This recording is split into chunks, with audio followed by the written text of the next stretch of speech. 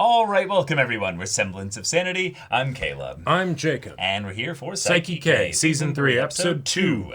Yeah, more bonus Saiki K content. Hell Indeed. Yeah. Yes, let's just do this, because we get only some have more. a little bit left. So let's just suck the marrow out of everything that we have. Yep, I'm ready. Inject me. Get it.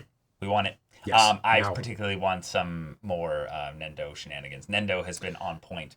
That's true.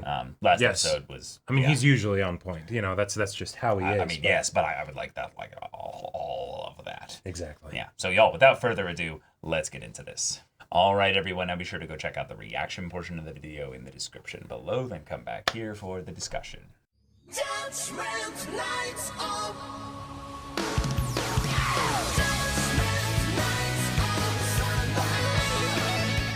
You got it, Caleb. I got it. The Yeah. episode that you didn't know you wanted. Card game. Card game, but Saiki K version. Yes, with all kinds of bullshit. You know, like Yu-Gi-Oh-esque card types and everything. It was amazing. It was fun. It was stupid. I loved it. I love this shit. I've been addicted to TCGs and CCGs since I was a kid.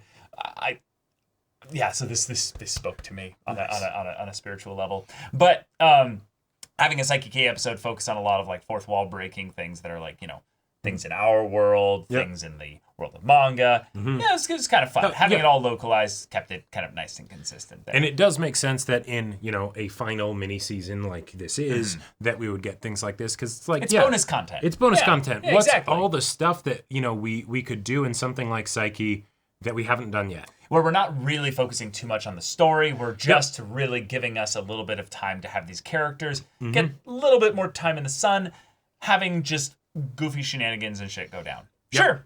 Why not? I gotta say, I love that one of the powers that was fan submitted involved making Terahashi's brother disappear. Or turn into a tiny little animal. Oh, right. Turn into a tiny little animal. That's But right. yes, effectively disappear. Just, you know, go. Get out of the story. Go. Right. Yeet yourself. You don't need to be. Yeetus deletus. Yep.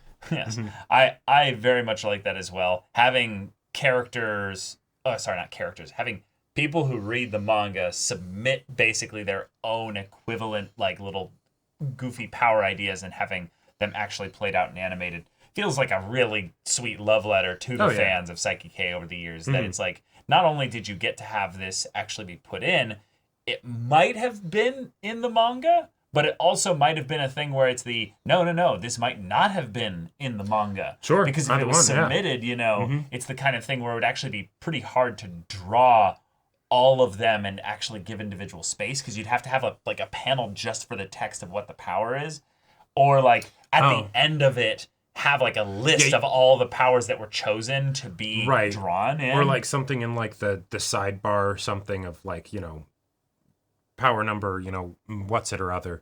It definitely gave me the vibes of like when Oda would, you know, have like bring in fan stuff from like SBS you know, things and whatnot and bring it into the manga. And it's like, that's cool. Like that would be so cool to write in to the creator and then have the thing that you like put an in. actual chapter like dedicated to right, it. and then have it actually show up. You know, it's like, oh, awesome. Yeah, that's really cool, because they combined this episode with the 5th anniversary thing as well, and having like a shitty you know, isekai power fantasy hero studies anime being referenced in there as well. Felt like a really funny way of showing that yes, sometimes, you know, people think they always want to have like these specific tropes and things there in the story, and it's like, well, yeah, for maybe, you know, that specific style of Shonen Jump, you know, manga or what have you, but we're in a comedy, a very ridiculous comedy. That shit does not belong here. If anything, we're just going to roast you for, you know, thinking that it makes sense to have that here. Well, it also, why not? Yeah. It also gave me a bit of a vibe of like the, okay, sure, we're doing a crossover with this thing, but like, this is an older manga that like wrapped up a while ago. Why do we need to do this? Is it even a, you know, necessarily a good fit? I wouldn't be surprised if it was the creator's like first manga. Oh, like it's something where it's could totally see, and like it's like it's something that roasting like his own bombed or material, whatever. and it was no. It went 10 years. Oh, did they say that? That's what they said. So it's yeah. like, wow, you only went 5 years. So it's a clever roasting of both of his materials potentially, of nice. like or their materials, and it's the yes, this that maybe you're glad you're not making anymore went 10 years, but Saiki K, this cool wacky comedy. It's Yeah, only it only went 5 years. Well, Oh, see, okay. with the manic pace at which Saiki delivers jokes, Mm-hmm. I am not surprised that, you know, it's like, hey, yeah, after 5 years, you did a good run. Like That's a great run. That's a fantastic that run, is yeah. that is not a casual 5 years. It's also, I'm not even sure if Psychic K is potentially like actually over.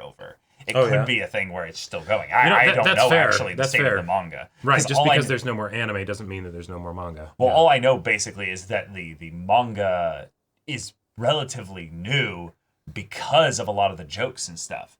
Like the recent jokes with Mera and Crypto was like that's how you know this is a manga that was, you know, at the very least going up until very recently. So there's that as well. But yeah, card episodes were fantastic. I love the idea of Shun Kaido being the one that's I'm a quite serious master, but he's actually like, you know, hanging out with like 8, 9, 10-year-olds. He's straight up Kiryu hanging out at the pocket circuit, Circuit. Yes. you know, thing, like playing this children's game very competitively. Yes. And like the fact that it's like I'm gonna break my 47 loss streak or whatever. It's like, oh my god, Kaido's not just playing with these kids, he's going try hard with these kids. Like, that's why they call him master. Yeah, it's like he's been kicking their asses because they suck at the game. They're little kids. Yeah, and then also when he starts talking about how much money he's spent on like to get these particular cards, so he it's spent like, $1,000 just to beat kids. right? At Yeah, it's the straight up the game. Kiryu situation of like, I have Yakuza money. I will spend, you know, I'll drop fat stacks on these card parts. These children will never be able to touch me. Kaido with his like parents' allowance kind of thing, and like Christmas money and New Year's. Every grandparents' dollar money. that he gets. He's putting everything into this deck. Yeah. And he only has one of those cards that Nendo pulled 2 of off of like 2 different God, packs. Amazing.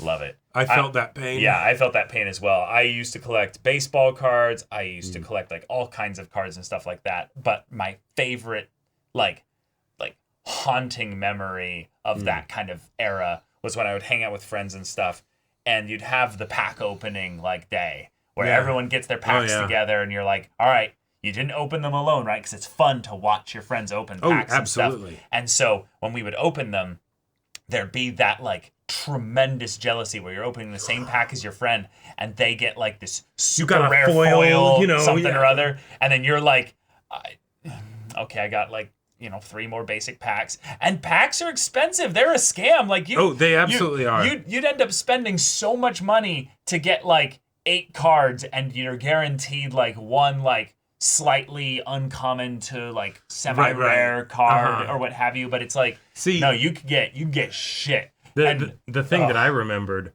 was the Star Wars miniatures. Oh, Star Wars Getting the miniature boxes. packs. Yeah. Oh yeah, I collected those as well. And then you open those up, and that was like, spent all my money on those. oh man, Holy like, shit. Whew. It was like a flex day when you'd go and you'd be like, I just made $200 working, you know, mowing lawns and shit. And then you go and spend all of it, and you get like 10 packs. And it's like, holy shit. And I remember I thought I had cracked the code because I realized if you bought like the cases where it was like a 12 pack of you get packs, effectively like 1 or 2 packs for the price of 10. well, not just that. Yeah.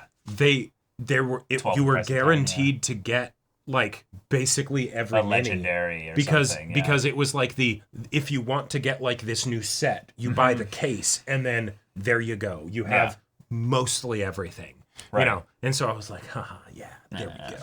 You know, we but still have all those too. we do. There's so Yeah. many of them. Oh Gosh. man. But yeah, good time. But y'all, thank you so much for watching this episode's reaction and discussion. If you want to see the next episode's reaction and discussion right now, though, go check out the link in the description below for our Patreon. You can get an early access there. You can watch full-length timer reactions there, and all this comes with Discord access, so you can chat with us in the community there about this show, about anime in general, and also be sure to check out our Twitch channel. We stream every weekday. The info's in the description. Yes, if any of that interests you, we'll see you there. But until then, we're Semblance of Sanity. I'm Caleb. I'm Jacob. And we'll see you all Next time.